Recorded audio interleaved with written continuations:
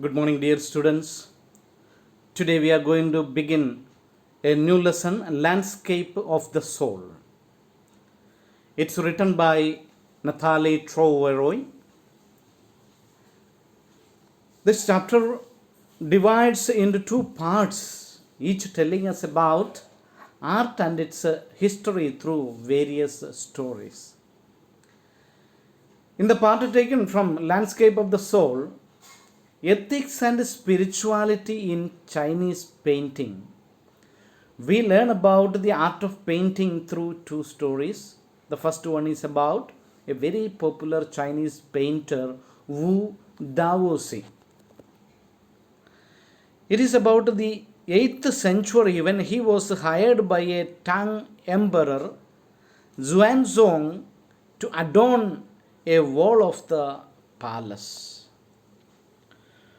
So this chapter is mainly dealing with a few paintings and its speciality. The painter mentioned here is mainly Wu Daozi in this first section. Let us see the speciality of this painting by Wu Daozi. He painted a beautiful scenery with mountains, waterfalls, forest, as well as clouds and blue skies with people living harmoniously in a happy environment. There was also a small cave painted at the foot of a mountain. And it was believed that it was inhabited by the spirit. When the painter was showing his work to the emperor, he claps his hands. What happens then? The entrance of the cave automatically opens. Then he gets into it. He vanishes. Now nothing is being seen. That is the mystery of this painting. After disappearing, the author says that denotes the knowledge of the mystical inner world. So we have to believe that there is mystical inner world. It says that only the masters are aware of the way within and can go yonder any material form. Similarly, there is another story about another popular Chinese painter who did not draw a dragon's eye, fearing it would become real and fly out of his painting. So the second painting is actually the painting of a dragon. He would not paint the eye of it. If he paints the eye, it would become real and it would fly off. So he did not want this dragon to fly off, and therefore he did not paint that eye. We have the third one about a master blacksmith, Quentin Metzis, who falls in love with the daughter of a painter. As the father was not accepting his son-in-law belonging to such a profession, he still did so. He accepted Quentin because he painted a fly on the board. It had such gentle realism that it resembled a real one. Further, the author also talks about Chinese philosophy, Shanshui, meaning mountain water. So in this third picture is about the painting of a fly, so which looked so real, and therefore the father of the daughter had to admit or accept the man as his son-in-law. Finally, the second part of Getting Inside Outsider Art by Brinda Suri talks about the concept of art brat.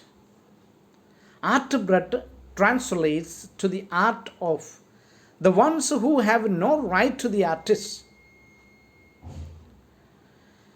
It is because they lack any formal training yet somehow possesses artistic talent and insight. Naturally, there is an ability for the painting. She refers to them as the one who thinks outside the box and defy the normal standards. This is how she explained the particular phenomena. People refer to their work as unorthodox art. Unorthodox means that it may undergo sometimes some changes. She cites the example of Nek Chand's work at Rock Garden in Chandigarh is a form of art bread. She gives an example of art bread.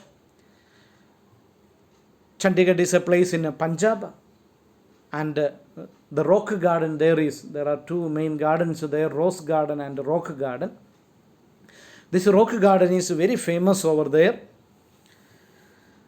and that is an example for art bread. Let us conclude this lesson. We learn that art is an infinite form which has a rich history, and it cannot fit inside any certain box or label. It has a life of its own. The real meaning of the painting is not something that can be counted with money or some certain limitations. It is beyond that. So dear students, read the chapter very clearly, go through them nicely, appear for the exam. I would also like to tell you that in the question papers there are actually a few questions given there, grammatical, do as directed. In that, interrogative sentences and question tags, many people make mistakes in that. Question tag, you have to write the sentence that is given and then add the tag. In interrogative sentence, when you make, you have to change that completely into the interrogative form. You know how to do that.